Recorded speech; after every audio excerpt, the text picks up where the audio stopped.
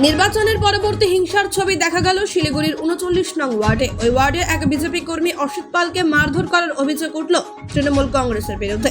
এই নিয়ে শনিবার ভক্তিনগর থানায় বিক্ষোভ দেখালো বিজেপি কর্মীর সমর্থকরা।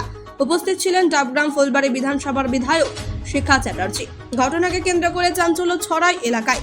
বিধায়ক শিখা চ্যাটার্জির অভিযোগ, গতকাল রাতে বেশ কয়েকজন তৃণমূল নেতা বিজেপি কর্মীকে মারধর করে।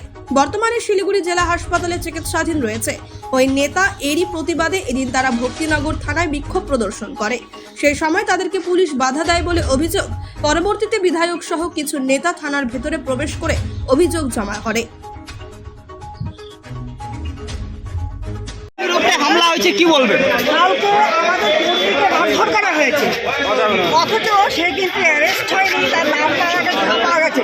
আজকে আমরা এফআইআর করতে যাচ্ছি, সেই এফআইআর করতে যেতে দেবে না, মানে এফআইআরটাও আপনারা তো শান্তিভাবে যাচ্ছিলেন, পুলিশ আটকাইলো কেন? এখানে আমরা কোনোভাবে কোনো কিছু নয়, আমি বিধায়ক, আমি এখানকার বিধায়ক।